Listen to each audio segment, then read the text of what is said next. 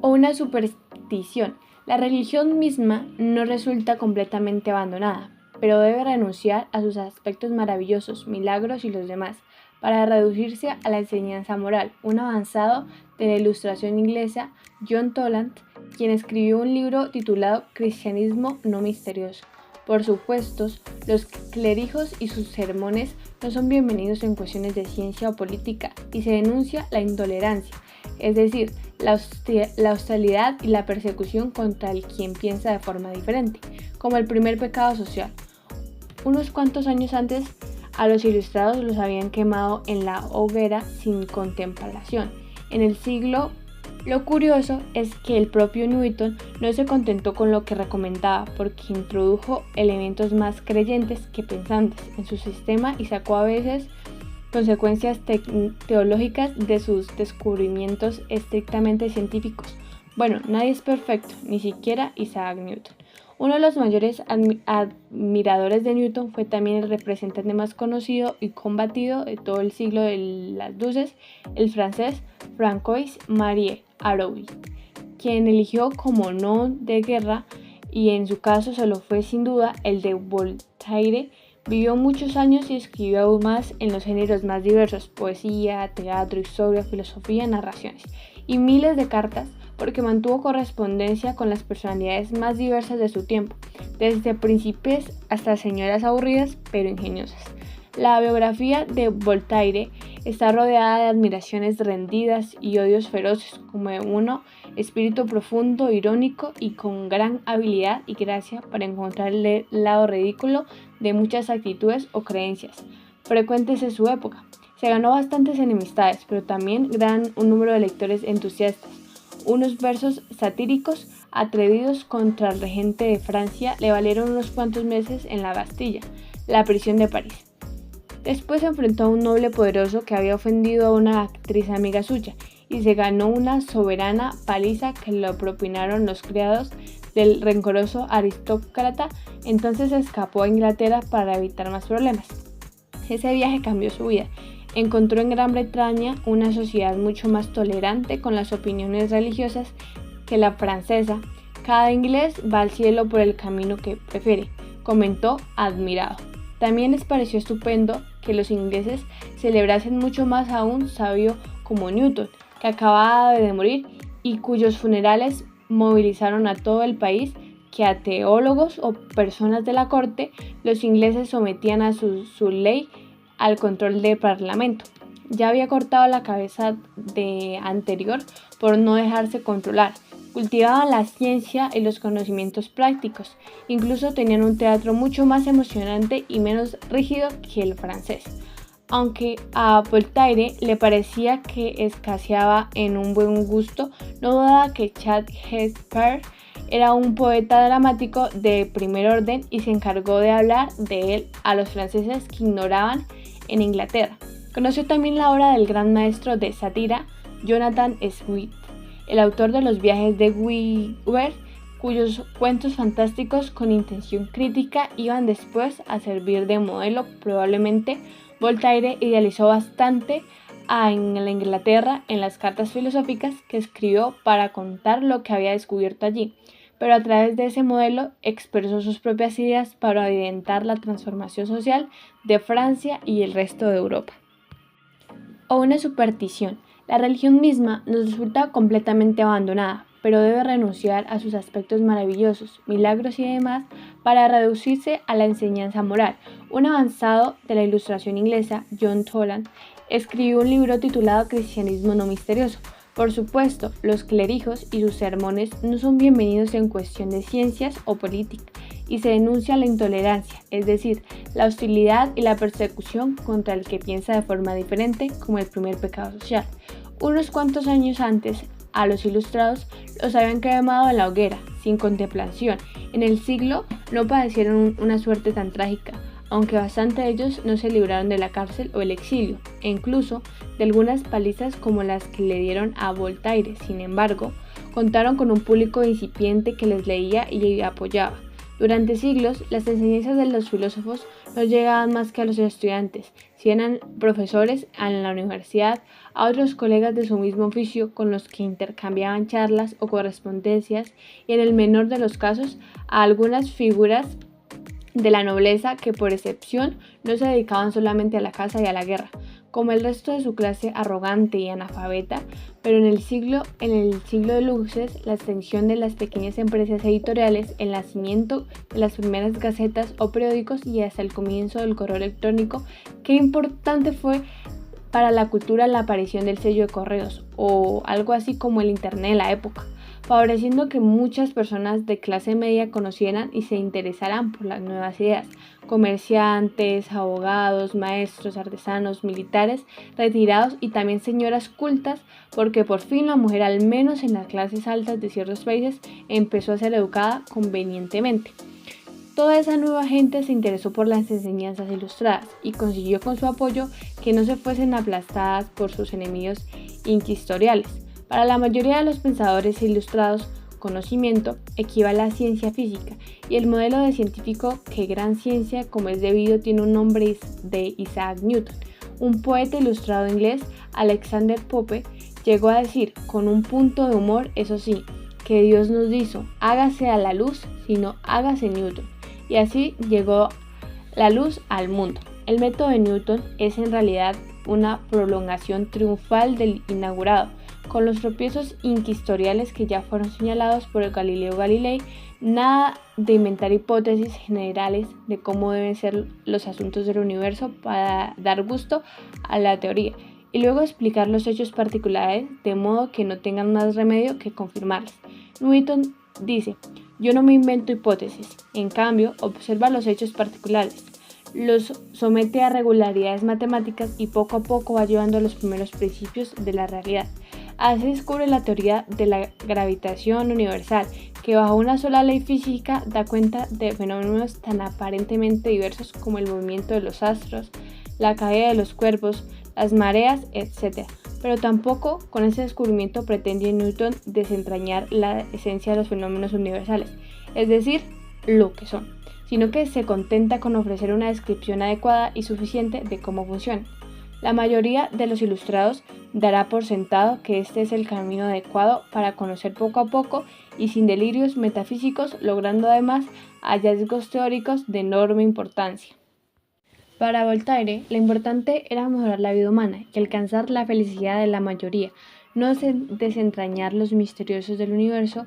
La filosofía tenía, a su entender, una dimensión fundamentalmente práctica.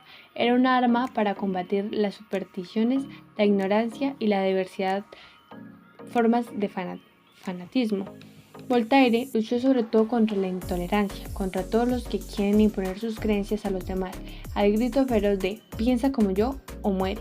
Abogó por la inmunización del sistema penal y por la desaparición de la tortura y la pena de muerte, siguiendo así los pasos de otro ilustrado e italiano, César Beccaria, el autor de la obra de los delitos y de las penas sobre la reforma de la justicia. Hacia el final de su vida, convertido ya en una figura de referencia en toda Europa, Voltaire invirtió para aclarar errores judiciales y condenas injustas de inocentes.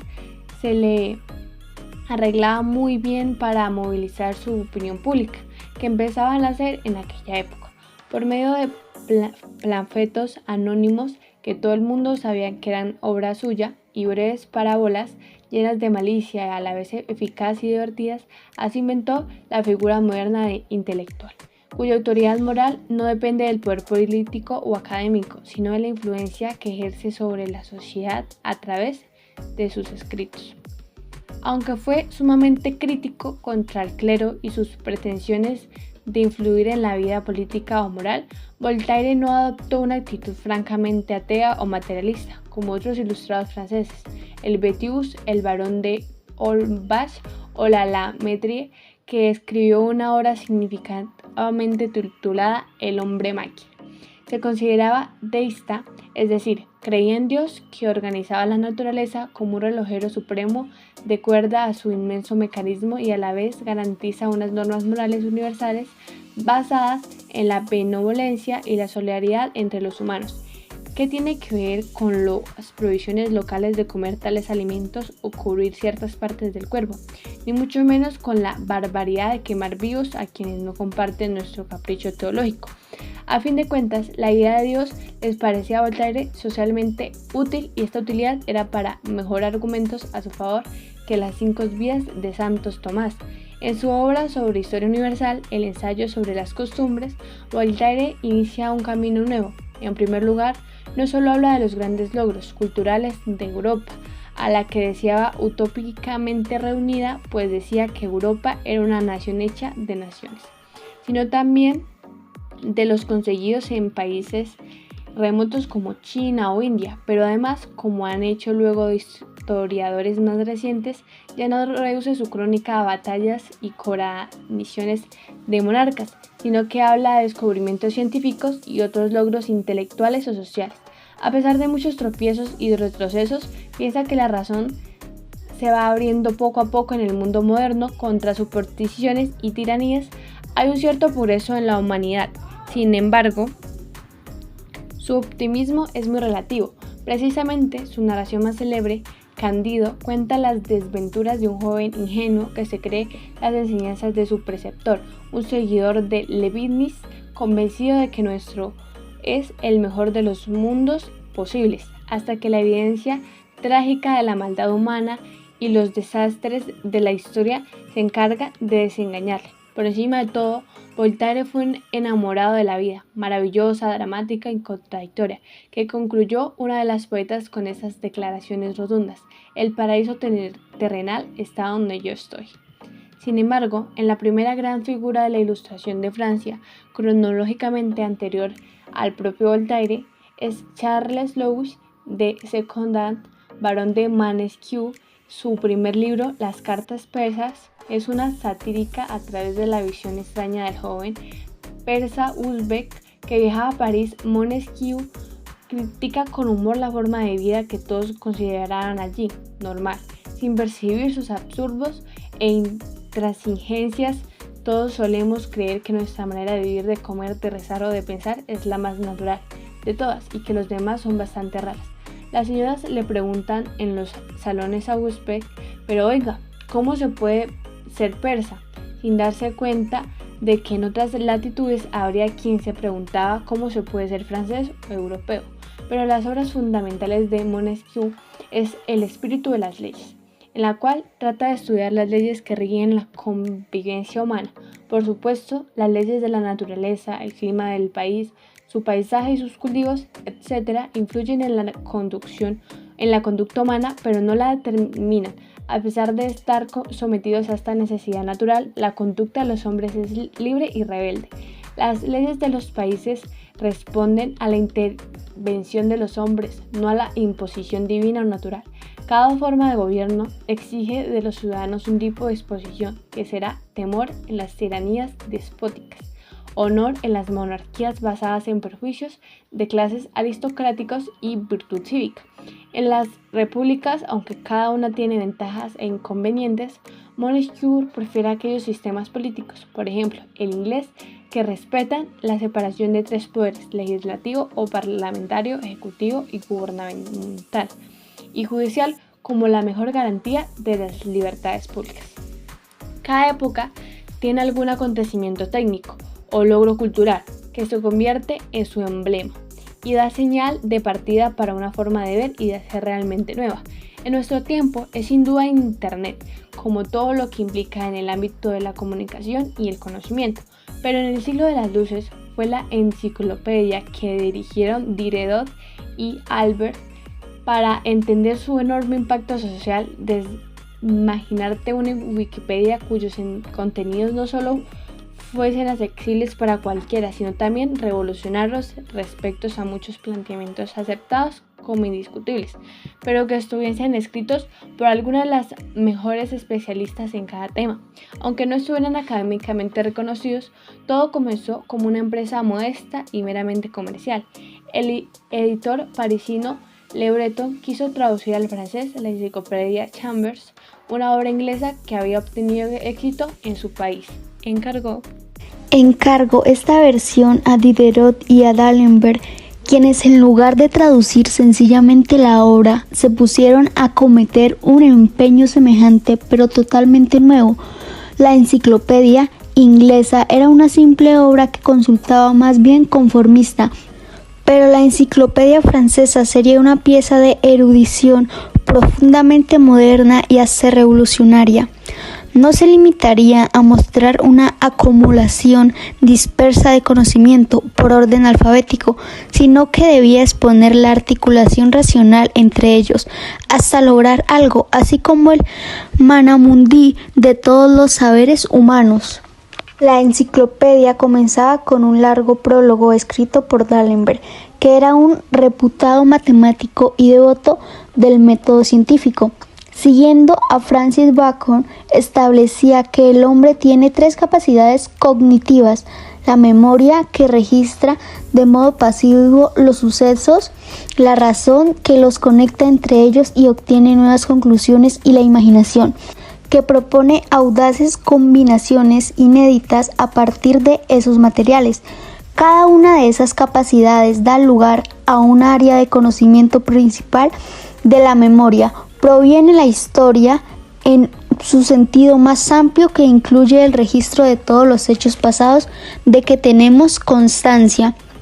De la razón vive la filosofía, que incluye todas las ciencias y excluye la metafísica y la teología, porque carecen de base empírica aportada por nuestros sentidos. Y de la imaginación depende las bellas artes, la literatura, pintura, escultura, etc. Estas son las 3 ramas principales del gran árbol de la sabiduría humana, que la enciclopedia debía reflejar e ilustrar de la manera más minuciosa posible. Según fueron apareciendo los numerosos volúmenes en la enciclopedia, la alarma se extendió entre los poderes fácticos más reaccionantes de la sociedad, encabezados como tantas otras veces por la Iglesia Católica. Aunque los artículos de las obras trataban por lo general de modo bastante respetuoso los dogmas religiosos, resultaba evidente que la fe no era considerada con el mismo aprecio que los descubrimientos científicos o los logros de las artes útiles.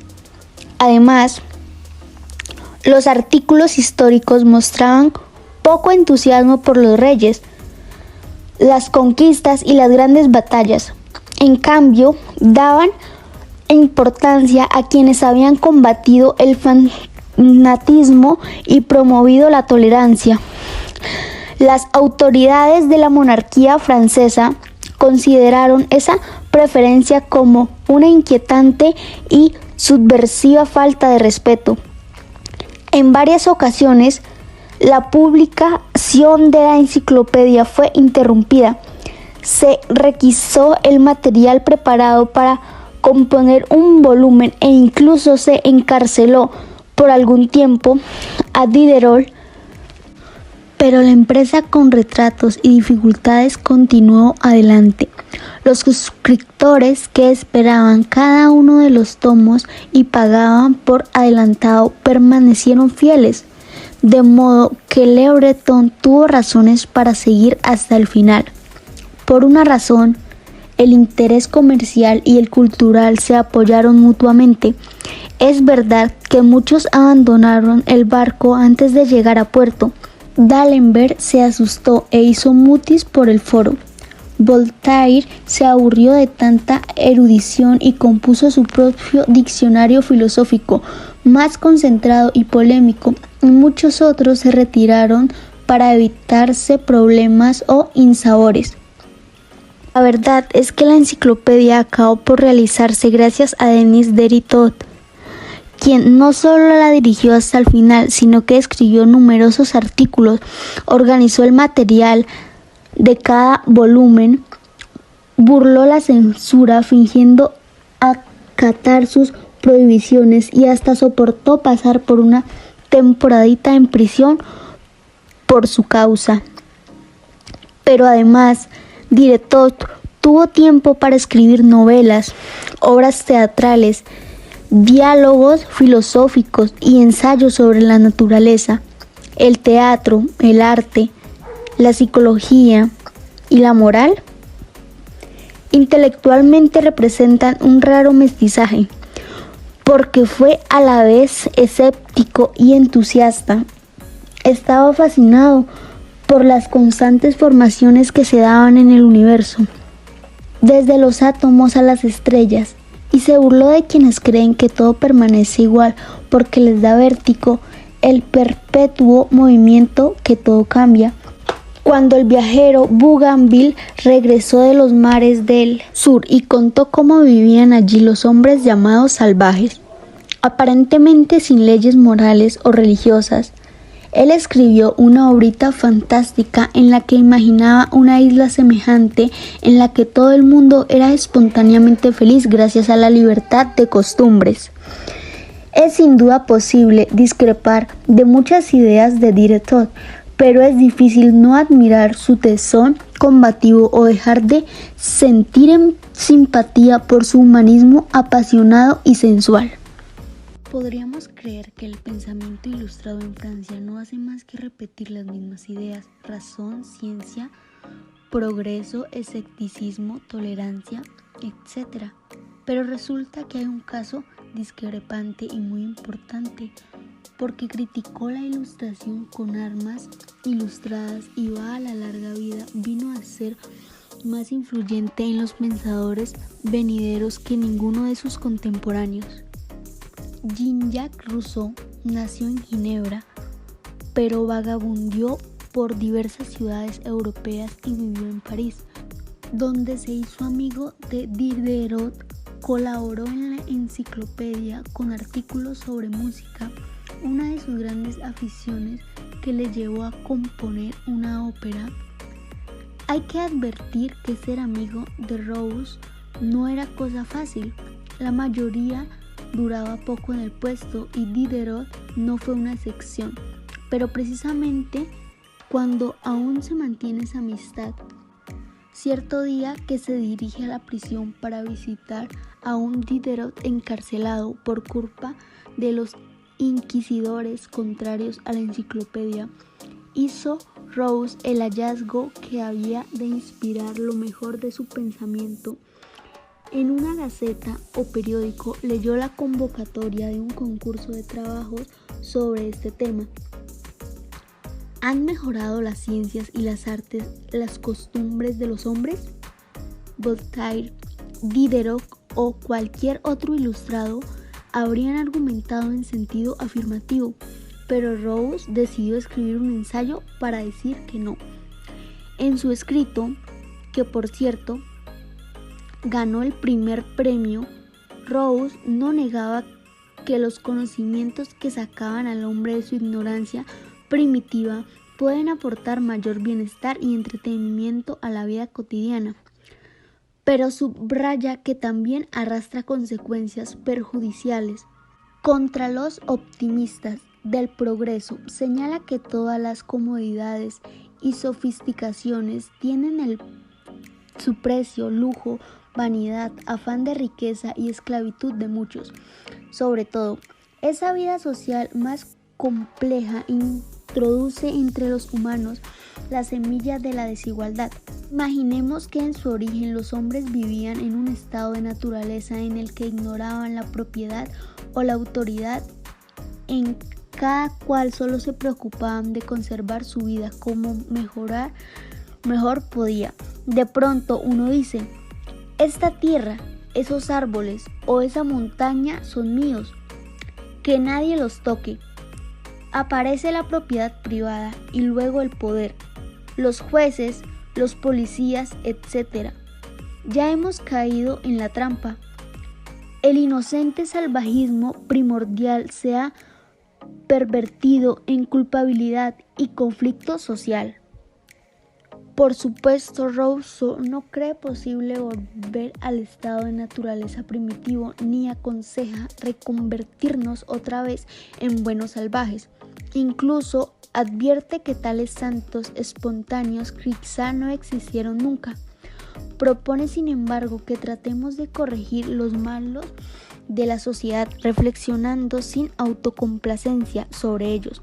En el terreno político, su obra El contrato social establece las normas de un régimen ideal del Estado, en el que cada cual renuncia a su libertad natural para ganar junto a los demás la libertad civil y el derecho de propiedad.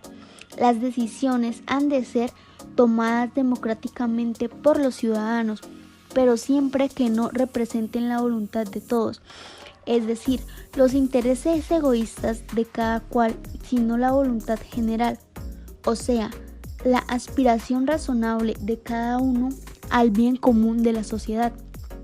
Incluso sería aconsejable fomentar una religión civil que, en lugar de prometer la salvación de cada individuo, convierta el bien de la sociedad en la salvación de todos.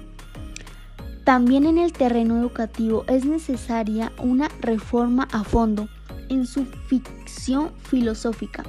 Emilio, quizá el libro sobre educación más influyente que nunca se ha escrito, cuenta la formación de un niño cuya bondad natural no es contraria por imposiciones artificiales, sino fomentada y aprovechada para convertirle en socialmente útil, logrando que su espontáneo amor a sí mismo acabe por transformarse en amor al prójimo. Resulta curioso que, a pesar de sus intereses teóricos por la educación, el filósofo prefiere practicarla lo menos posible a sus propios hijos. Los entregó nada más nacer a un orfanato. En la obra de Rousseau se combina el uso ilustrado de la razón con cierta desconfianza hacia ella, racionalistas, y un reconocimiento de la importancia del instinto, los sentidos y las pasiones. Fue a la vez revolucionario y conservador, con lo cual se busca enemigos en todas las facciones de su época, pero a la vez se ganó incontables discípulos futuros hasta el día de hoy. Desde luego, la Ilustración no fue solamente un asunto francés, también tuvo representantes en los países anglosajones. Uno de los primeros fue el irlandés George Birkie, que se dedicó al oficio no demasiado frecuente entre filósofos de obispo. Solo recuerdo también en ese gremio a San Agustín, además de ser teólogo, así como teórico de las matemáticas y de la economía política, sobre todo un estupendo e ingenioso escritor. Como demuestra en sus diálogos entre Hylas y Filonus, a Berkeley le interesaba más la defensa de las creencias religiosas de la filosofía pura y dura. Como buena anglosajón, es empirista en la línea del maestro John Locke, pero su habilidad consiste en utilizar el empirismo a favor de la religión y no contra ella. La mayoría de quienes sostienen que todo nuestro conocimiento viene de los sentidos acaban defendiendo posturas materialistas, pero Berkeley les acusaba de inconsecuencia porque señala que precisamente la materia es algo que ningún sentido revela. Volveremos a creer que existen cosas con tales o cuales atributos en la realidad externa, que tenemos alma y que las causas son algo firme y seguro. Dios, la religión. Hume supone que el origen de la religión es el politeísmo, es decir, una serie de entidades fantásticas, buenas o malas, favorables o desfavorables, que los hombres se inventan para explicar aquellos fenómenos de la naturaleza que les perjudican o les resultan beneficiosos. Como nuestra vida está llena de incertidumbres y nunca sabemos si podremos conseguir lo que apetecemos, nos inventamos unos interlocutores mágicos a los que rogar pidiendo suerte y ayuda. Tampoco el Dios providencial de los cristianos, o el Dios relojero organizador de la naturaleza de los deístas como Voltaire, le merece mayor aprecio. En sus diálogos sobre la religión natural, que fue publicado póstumamente para evitarle problemas con los inquisidores, desmonta con razones contundentes todas las supuestas pruebas cosmológicas o morales a favor de la existencia de estos grandes espíritus, definitivamente inverificables. En el tema moral, Hume alivia a la ética de rigores puritanos, sacrificios y amenazas. Para él, No hay otra norma de conducta que el bienestar humano. Lo que nos resulta agradable, placentero y útil es lo bueno. Lo que nos hace sufrir y nos impone padecimientos es malo, pero no se trata de la búsqueda de un bienestar meramente egoísta, porque existe en cada uno de nosotros, por lo menos en los mejores momentos. Un sentimiento espontáneo de simpatía y benevolencia hacia nuestros semejantes, de modo que procurar hacer más grata la vida de los demás aumenta la satisfacción que sentimos.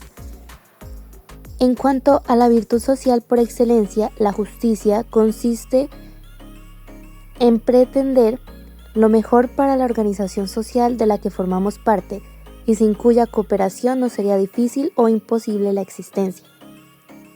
Algunas virtudes, dice Hume, son naturales, como el amor a los hijos o la piedad por los desdichados. Otras, en cambio, provienen de la necesidad de mantener el vínculo social, como la fidelidad al cumplimiento de las promesas o la obediencia a la autoridad. En todos los casos, lo que buscamos con la moral es disfrutar mejor las posibilidades personales y sociales de nuestra vida y nada más. Pero sin duda, el filósofo más importante del siglo de las luces no fue francés ni anglosajón, sino alemán. Se llamó Immanuel Kant y nació, vivió toda su vida y murió en la ciudad prusiana de Königsberg, que hoy forma parte de Rusia. Quienes suponen que para adquirir conocimientos y ampliar nuestra visión del mundo es imprescindible viajar, tropiezan en Kant con un argumento contra su teoría. Sin dar nunca un paso fuera de su ciudad natal, llegó a ser no solo uno de los hombres más cultos y sabios de su época, sino también uno de los 3 o 4 pensadores más grandes de la historia de Occidente.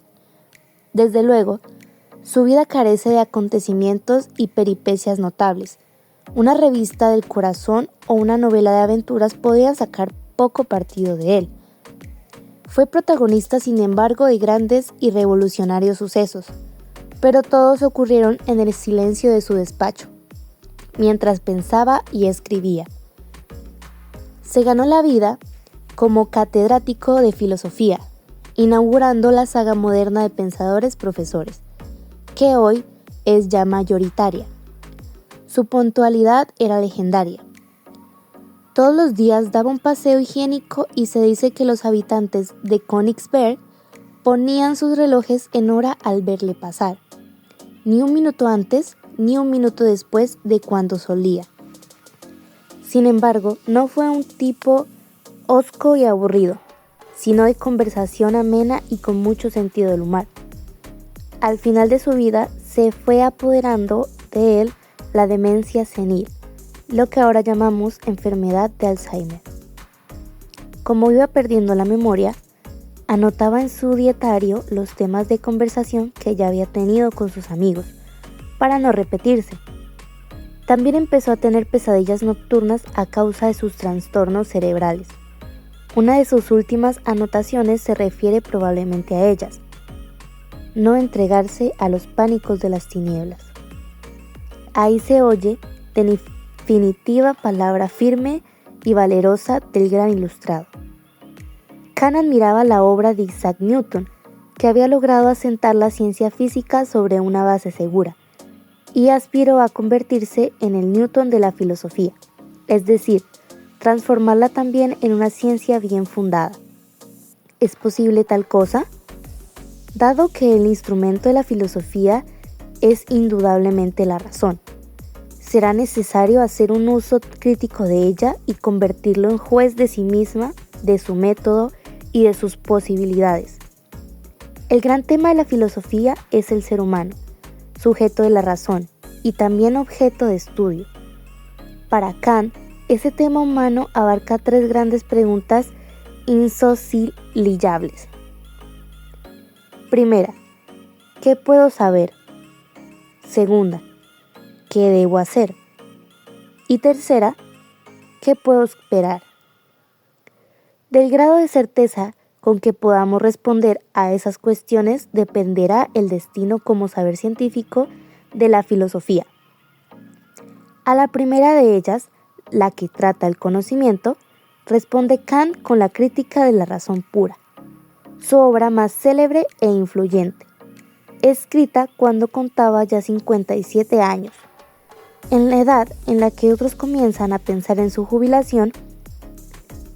En el tema del conocimiento humano se han enfrentado a lo largo de los siglos filósofos racionalistas, como Descartes, que consideran nuestro entendimiento como la fuente principal del saber, y otros empiristas como Locke o Hume, que aseguran que todo lo que sabemos nos llega por la vía de los sentidos.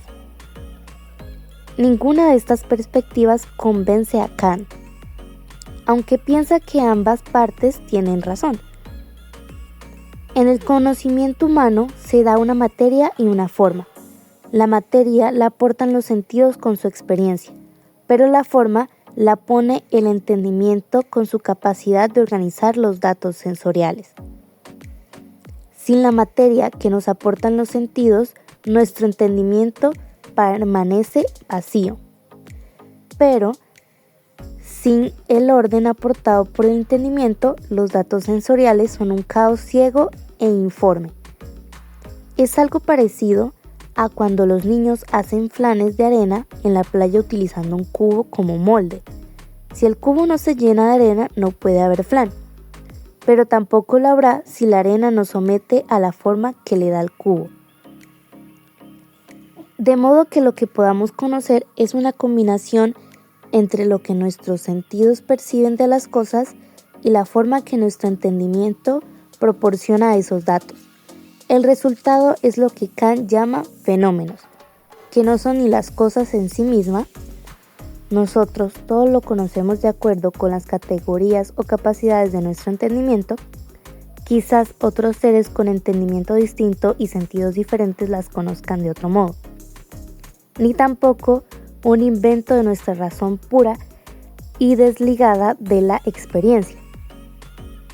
Pero sucede que la razón no se resigna a limitarse a trabajar con datos sensoriales y quiere ir más allá. Las grandes ideas metafísicas, es decir, el alma, el mundo como totalidad universal y Dios, son aspiraciones ambiciosas de la razón a volar más lejos de lo que la experiencia concreta aporta.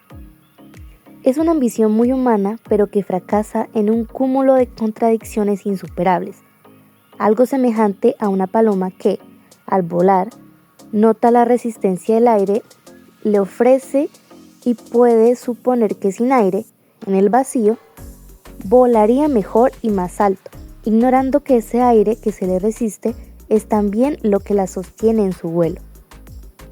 La siguiente gran pregunta: ¿qué debo hacer? Los humanos somos activos y constantemente debemos tomar decisiones para hacer esto o lo otro. En su mayoría de los casos son la circunstancia la que nos imponen el camino que debemos seguir. La necesidad de comida o cobijo, el instinto de conservación, el afán de recompensas o el miedo a los castigos, la simpatía o antipatía que sentimos por los demás, etc. Así nuestro comportamiento es heterónomo, o sea, que sigue una norma ajena que nos llega desde afuera, como si alguien o algo nos diese una orden que no obedecemos. Para Kant, esa forma de actuar puede ser prudente o justificada, pero no es propiamente moral. El verdadero comportamiento moral tiene que ser autónomo, es decir, que brote de una ley que nada me impone y que yo acepto como fruto de mi propia libertad de ser racional. Esa norma autónoma tiene que expresar lo mejor de mi voluntad, no mi apetito, ni mi ambición, ni mi miedo a los castigos. ¿Será un imperativo? O sea, una orden que yo me doy a mí mismo por simple respeto a lo mejor que hay en mí. No estará condicionada a conseguir esto o aquello, sino que será un imperativo categórico, que busca lo bueno de modo absoluto y nada más. Immanuel Kant. ¿Cómo saber que este imperativo proviene verdaderamente de la buena voluntad y no de algún interés menos elevado? Cuando yo hago algo que me beneficia a mí, pero no a otros, es como si dictase una ley que vale solo para mí, aunque no para los demás. El que miente es como si pensara: está bien que yo mienta cuando me conviene, pero quiero que los demás me digan la verdad, porque si a todo mundo le da por mentir, ya no le sacaré ventaja de mis propias mentiras. Y el que roba piensa: está bien que yo robe lo que quiera, pero no que me roben los demás a mí, porque si no, será imposible disfrutar lo que he robado, etc. Pero cuando hago algo realmente bueno, es como si dijese: quiero que todo el mundo actúe como yo, es decir, como un ser humano racional, que respeta a sus semejantes y no los utiliza como herramientas o simples marionetas. De este modo, no me comportaré por capricho o buscando provecho, sino porque debo respetar la humanidad en mí y en todos los demás. Y por último, ¿qué puedo esperar? Aquí la respuesta de Kant tiene dos vertientes, una histórico-política y la otra religiosa. Como espíritu realmente ilustrado, hoy diríamos progresista. Es un decidido universalista, es decir, cree en la importancia primordial de todos los seres humanos y su autonomía por encima de países, razas, estados, clases sociales, etc. A pesar de sus hábitos aparentemente nada levantiscos. Kant simpatizó con la Revolución Francesa y condenó enérgicamente los abusos del colonialismo europeo. Sin embargo, en cuestiones políticas podía ser idealista, aunque no meramente ingenuo. Sabía que los seres humanos tienen tendencia a cooperar unos con otros por su propia naturaleza social, pero también que encuentran en ideologías, religiones, ambiciones políticas, etc. Mil razones para enfrentarse. Padecemos una insociable sociabilidad y las comunidades humanas se mueven entre guerras que las arruinan y la cooperación comercial que las hace prósperas. El ideal es una paz perpetua que no sea la de los cementerios, sino la que proviene de la armonía de intereses bien entendidos. Para obtenerla, los países deberán dotarse de constituciones republicanas. Los monarcas declaran guerras, pero no así los pueblos. Y habrá que ir creando federaciones internacionales de estados libres que favorezcan la hospitalidad cosmopolita y prohíban los enfrentamientos bélicos. Es decir, pero no imposible.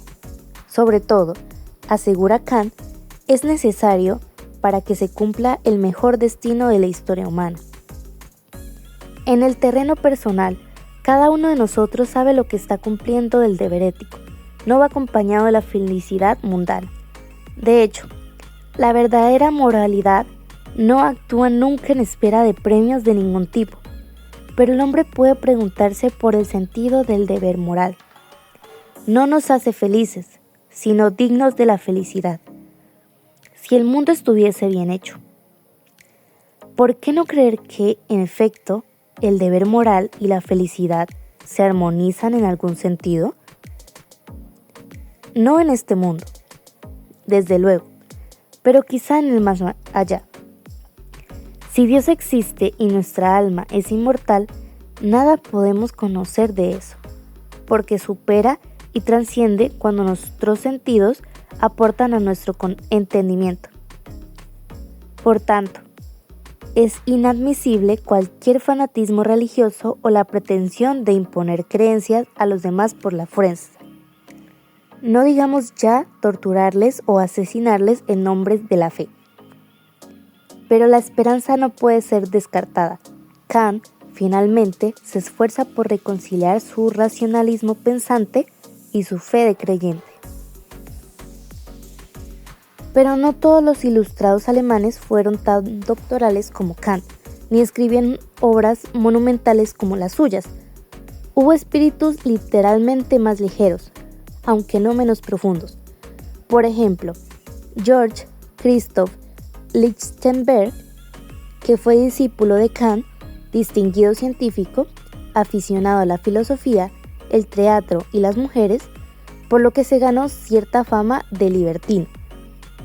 La obra filosófica de Lichtenberg está formada por aforismos, es decir, pensamientos expresados de manera breve y concretada, casi siempre con mucho humor. A veces resume en pocas palabras la esencia misma de la ilustración. Todo el mal de este mundo se lo debemos al respeto, a menudo exagerado, por las antiguas leyes, las antiguas costumbres y la antigua religión. O, en el mundo se puede vivir muy bien diciendo profecías, mas no diciendo verdades. En otras ocasiones, ataca con sutileza las situaciones puritanas que recomiendan renunciar a los placeres. La moderación presupone el goce, la abstinencia no. De ahí que haya más partidarios de esta que de aquella. O también, entre las líneas más sagradas de Shakespeare, me encantaría que, alguna vez, aparecieran en rojo aquellas que debemos a una copa de vino bebida en un momento de felicidad. París, 1600 y pico. Alba y Nemo están sentados en un café después de acabar una partida de ajedrez. Nemo: ¿sabes lo que más me gusta de esos ilustrados? Que no eran profesores. Alba: ¿no te refieres a Kant? Nemo: venga, Kant es una excepción, pero los demás, Voltaire, Diderot, Rousseau, Hume, los enciclopedistas y demás, ya me entiendes, eran literarios, poetas, músicos, o sea, gente dedicada a cosas bonitas, no a dar clase. Alba: también una clase puede ser bonita. Nemo: ya salió la empollona. Alba: ¿a ti no te hubiera gustado asistir a una clase de Kant? Nemo: como no sé alemán. Alba: en fin, pues con tu francés poco hubieras entendido los chistes de Voltaire. No, en serio, creo que en parte tienes razón. Nemo: ¿yo? ¿Me das la razón? ¡Ay, que me desmayo! Alba: he dicho que tienes solo parte de razón. No te hagas ilusiones.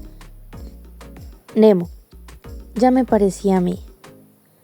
Alba: mira, lo importante no es que todos esos ilustrados no fueran profesores ni diesen clases.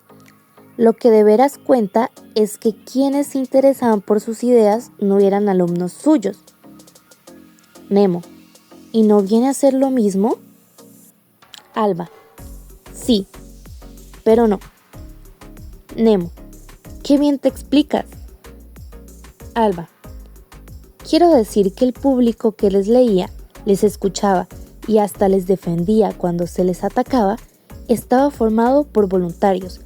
No lo hacían por obligación, para aprobar curso o sacar nota, sino porque les daba la gana, porque les gustaba. Nemo: ¿ves? Porque expresaban cosas bonitas de manera artística. Alba: probablemente, pero sobre todo porque la gente se daba cuenta de aquello que tenía mucho que ver con sus vidas y no solo con los estudios. Nemo: ¿eran más libres que en otras épocas? Alba: yo creo que empezaban a sentirse más libres y querían aprender cosas que les ayudasen a liberarse del todo. Sobre todo, estoy segura de que las mujeres... Nemo: claro, las mujeres. Alba: pues sí, las mujeres. ¿Acaso no te extraña que hasta ahora no haya aparecido en esta historia ninguna mujer? No miras a decir que pensamos menos que los hombres. Nemo: bueno... Alba: más te vale cerrar el pico, sabio. Si las mujeres no han sido filósofas antes es porque no se las educaba, ni podían escribir, ni nadie les hacía caso, ni... Nemo, pues tampoco hubo muchas mujeres enciclopedistas, que yo sepa. Alba, claro que no, pero en cambio hubo algunas, bastantes, las más afortunadas sin duda, capaces de leer la enciclopedia y charlar con sus autores, hasta de influir en ellos. No te quepa duda, porque empezaban a recibir educación como los varones y por tanto a ser capaces de pensar por sí mismas. Eso sí que es una novedad importante. Nemo, oye, que a mí me parece estupendo, que las mujeres estudien y sean muy listas, como tú. Estupendo, estupendo. Pero me parece que en esa época la cosa solo debía pasar en Francia y en países así, porque lo que es España, Alba, en cuestiones de ilustración, aquí fuimos con bastante retraso las mujeres y los hombres, pero también aquí llegaron las luces y la enciclopedia, seguro que sí, a trancas y barrancas, pero llegaron. Si no, a ver, ¿de dónde salimos tú y yo?